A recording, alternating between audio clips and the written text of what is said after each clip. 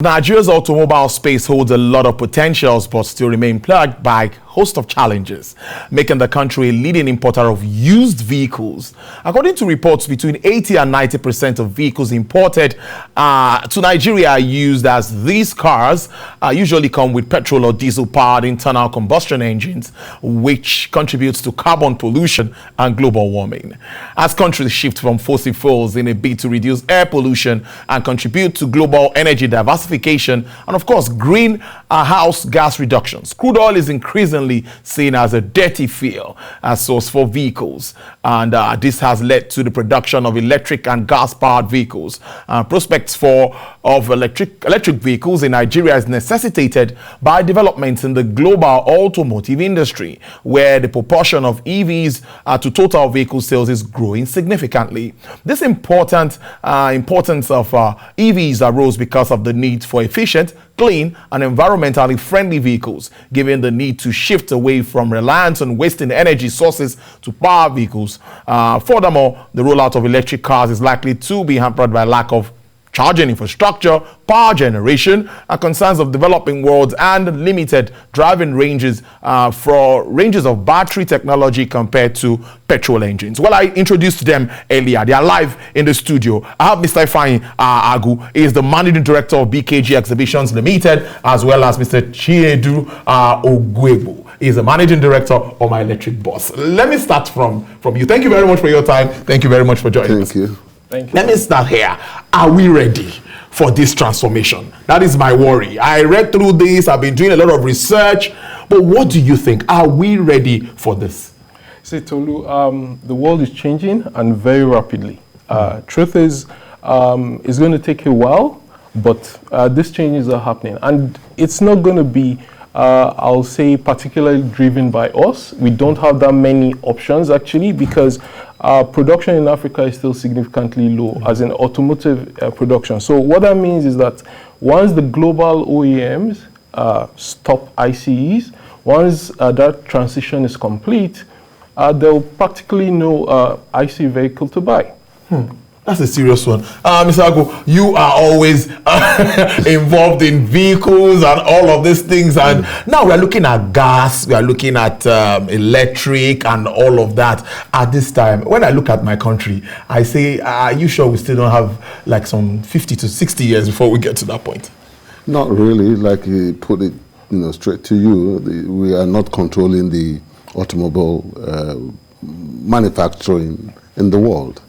If the world is changing to gas and electric, definitely we will do that, because we don't manufacture really one for ourselves now. So this car's coming, so we have to, follow the world. So how easy is it to put all of this together in Nigeria? Are we coupling, or what are we? Take us through all of this. Yeah, well, the federal government is doing everything possible to see that we transit, actually. And they are working very seriously to see that happens. Presently, NMPC, they are converting. Yes. Now free of charge to an extent. So, and that is to encourage people to, convert. So basically, we are going to follow up. Are you also optimistic that we can put together all of this here, assemble and all of this in Nigeria? We are already doing the same. Please so take us through some of these things and how it's been. Yeah. So for now, there's local production, assembly. Good. There are also manufacturers. So I'm talking from steel presses and all that going on locally. But the volumes need to increase. So this is where the market, the government needs to provide the appropriate conditions for these businesses to thrive. So manufacturing, assembly is ongoing, and the other thing too is that Nigeria, just like Chaudhry mentioned earlier, there's a massive domestic market. So there's an opportunity for us as the manufacturers, to drive initial growth before the Africa Continental Free Trade Area comes on board. Right, so this is massive opportunity, actually tipping point for us. And then something also important to mention here is if you look at the progression with EVs, Industry 4.0, and all the trends going on in the automotive space. So this means that the industry is being disrupted, right? So a lot of companies are actually, taking off at the same time.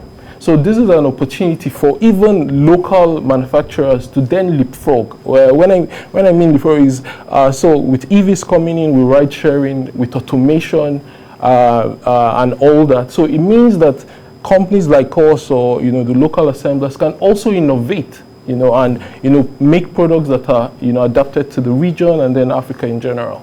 Many times we talk about government, Mr. Agu, giving us a conducive environment. I know what has been happening with the automotive policies and all of this. Well, are we having all of the EVs also included in these policy frameworks, or what more can government do to open up this market? Well, the government, they are doing their best, but they need to do a lot more. And the more, basically, is in policy continuation. That is the issue with Nigeria, that their policies don't last long and don't achieve the aim of the initial projection, and they will change it halfway. And businesses don't run that way. Real businessmen who invest a lot of money want long-term policies that they will be able to work with. But when you're seen as not consistent with your policies, then it affects business. And that is why the auto industry in Nigeria is still suffering. The policies are not consistent, and they keep changing. So it's a big scare for investors and a big problem for those who are already playing in it.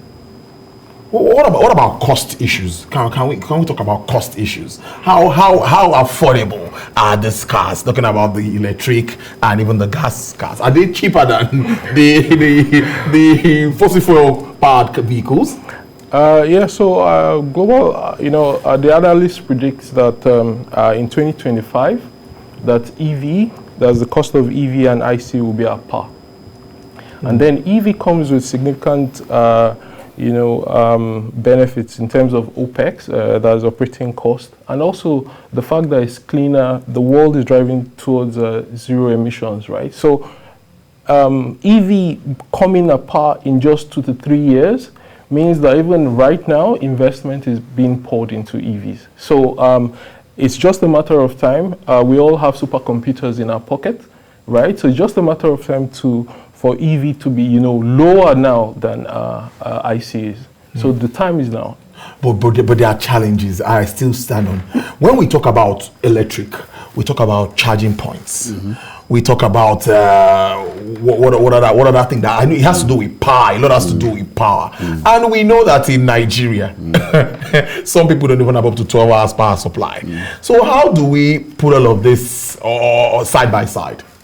Well, I don't really see a big challenge with that, because it's not, it's an investment. It's just like filling stations. There's no way you go to in Nigeria now you don't find filling stations on the road. If these vehicles begin to come in, businessmen will set up stations where you can charge your vehicles. And even if there's no electricity, government, maybe a TCN, they will have generators to service cars. So that's not a problem. The problem now is, do we really understand this? Is it better? And of course, I tell you, it's a lot more better. At the time, we used to talk before now, and you talk about manufacturing, even parts in this part of the world that is also something where government can take advantage of. How far have we gone with that? Are we doing better? Government, people keep talking about government.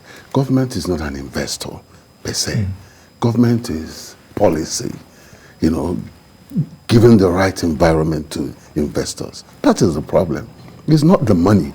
If the environment is good, and government policy is stable, investors will pour in money, because this country has a huge potential in terms of population and the market. But the issue is the policy. So when the policy is not good, nobody's going to put in one dime, because they can't recover their money. So that is the issue. Let government be firm in their policy. Let them be creative to attract investors. That's the issue we have. Like the last auto policy, I mean, now it is pulled down. And companies have spent a whole lot of money setting up assembly plants and all that. That's not going to work. Do you understand? It's a big scare. So no serious investor will want to do that. And we keep making these mistakes. And we have not checked the cost of these mistakes to our businessmen. It's heavy. So we need to be very, very serious with policy. I saw you're nodding, but let me follow up with that. I still also want you to talk about the challenges. You know, charging these vehicles and all of this, charging panels and points, and it's not that easy. So tell us what you also want. Or is it also a government issue that policies to stabilize the sector? Yeah, so the way I see it is going to take some time. You know, it's a chicken and egg problem. You have to have vehicles on the road to have charging infrastructure, right? True. And that's then but the other thing I see, like we said earlier, I think that the progression initially will be to gas, right? And then gradually transition to EVs. And by the way, by the time we have, gas proliferated in the system, right? It means that electricity will definitely get the boost that it needs. So I think that first we're moving to gas now. The Ministry of Petroleum announced that this year was the decade of gas. Nigeria, is top 10 in terms of gas resources, and we are not actually using enough of that domestically. So we have 10 to 14 million vehicles, depending on who you ask, already in operation. So the first will be conversion of these vehicles to use gas, and then gradually, electric. And the way I see it is not also a displacement, actually, of petrol. It's just a transition. There will be alternatives. So I think the scenario that might play out, it depends, is you go to a filling station, you have petrol, you have CNG, and if you have an EV, you just charge it. So that will be what will happen, and then gradually, So some people saying how affordable will even the charging be? All of these beautiful pictures we see on television. You see it being plugged, you see people parking at the stations, and it looks so beautiful. But how affordable do you think this would also be? So it's just a matter of time, because I also gave the analogy to telcos, for instance. The innovation is happening at a very rapid pace. Battery technology, the EVs, all the component manufacturers, they're making a whole lot of progress. And then you talked about charging. For instance, renewables already account for 20% of global energy supply. So that means that with prices of solar, with prices of battery storage, and all this, electricity will be affordable. And this is the sort of future that we see. Let me talk to Mr. Ifeanyi and the business aspect of it. You talk to clients, you have business partners, you do exhibitions and all of that. Tell us, what feelers are you getting? Is everybody also look in this direction? Yes, of course. Nigeria is a big market. Nigeria is respected in terms of the auto industry in West Africa, even in Central Africa. As it is now, without much government involvement, Nigeria is controlling the auto parts market in West Africa, Central Africa, and in some part of Southern Africa without government involvement. So this is a big sector. This is a major sector that can get a lot of things going for the people in terms of employment. All the youths that we have now on the street, a good number of them could be employed in the auto sector. Yes. Do you understand? And we need to do that. Get them, train them. Things are changing. Things are really changing fast. Very soon, our mechanics won't be able to fix some of these cars. Do you understand? And so we need to work with the automobile companies and government to be able to update our mechanics. You no longer hammer and all this kind of thing anymore. Yes, do you understand? True. You need technology to fix some of these cars. If you don't plug in your computer, you won't be able to know what's going on, what's wrong with the vehicle. So there's a whole lot we need to do, and we need to work fast. We need to work fast before we lose the market. So the issue is that the auto sector in Nigeria is heavy, and government has to look at it very well. Call people who are committed, patriotic, to be able to advise them and say, look, this is the way to go. So, what about issues around waivers and incentives for importing companies? Are there anything popping up around that angle from government? Are they giving, giving you guys the opportunity to be able to deepen this market the way it's supposed to be? Yeah, there are several incentives, but the most important is regulation has to be stable, yes, predictable, right, for the investment to happen. And then even with the Finance Act that kind of technically reduced the incentives, but I see it as a temporal thing. But the most important is government to have that. And then we come to the issue of also finance. Like in most parts of the world, auto finance is critical to support demand and growth of these vehicles. So that's why people are bringing in used. You have vehicles that are 3 decades old on the street. So, but if the finance is available, then it will be easier. And then this, on the other hand, will create demand. So when I mean finance, not for imported vehicles, of course, but for locally assembled or manufactured vehicle. That way you create demand locally. And just like if I was saying earlier, right, the other side of it is jobs will be created. The ecosystem of component suppliers and everything will just come once that that market exists. So this is the way we think it should happen. Let me ask Mr. Agu. I've attended some of your exhibitions, and I know that one is forthcoming. Now, what should we expect? What conversations we'll be having? What will be happening at that gathering? Yes, a whole lot. The idea is for you to see what is available in the Nigerian auto industry, and this new technology of gas and electric. Some companies are already there with gas-powered vehicles. If you come there, you see it. Not just cars, but buses even, so that you can understand the progression. Is good. At least this time we're looking at subsidy issue. We can move to all of this. Exactly. Yes, and the benefit of gas for Nigerians, because if a lot of us begin to use gas as means, first of all, the amount of money government spends on financing the petrol subsidy will stop, and that's a whole lot of money, about 150 billion a month. Monthly. Do you understand? That is heavy. But if we have alternatives, we have gas, we have electric, definitely the use of petrol will come down. And of course, you know that gas and electric is far much better in terms of the environment, even your vehicle, the emissions and all that. So we need to come to see what's really going on. So what more do you have to say to what conversations do you think should be happening at that exhibition? Yeah, I think that there are electric vehicles there are gas-powered vehicles there. I think it's an opportunity for everyone to see innovation happening locally, right? So it's locally. When you say locally, I remembered something again. How much of local content do we also have in some of this production and all of that? So the thing is that there must be a starting point. True. Right. So like I said earlier, once there is that confirmed demand, right, from the local assemblers, the component ecosystem is just going to, take off. So I think it's very critical to support the industry. And then when you think about the manpower, the training, technology transfer, when you think about the auto sector itself, it employs people. So there's so many other, so I'm talking about plastic, steel, electrical. So there's a lot of knowledge that can impact other industries. So that's why, most countries take the automotive sector very, very important.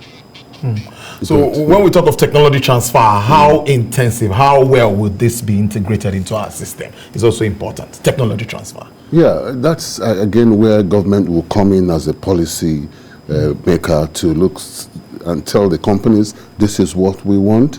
We want this technology to be transferred in terms of employment, because if we employ our technicians, they will be able to carry out this. In Nigeria, already some people are bringing in experts in terms of mechanics into Nigeria. If you go to some workshops, they are run by Lebanese and other countries, Indians, And our people believe that they are better. And to an extent, they are better because they use the modern technology to work on your cars. Our people still don't do that. Very few workshops. So there's a whole lot that we really need to do in the sector to be able to get all the benefit. Because you can't be doing this, some other people are reaping the other side of it. Okay, just for example, Dubai, they knew they were going to have a tourist economy.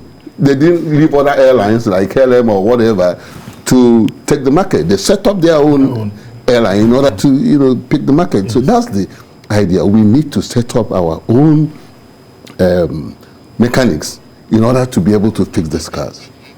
All right, it's a good way to leave it.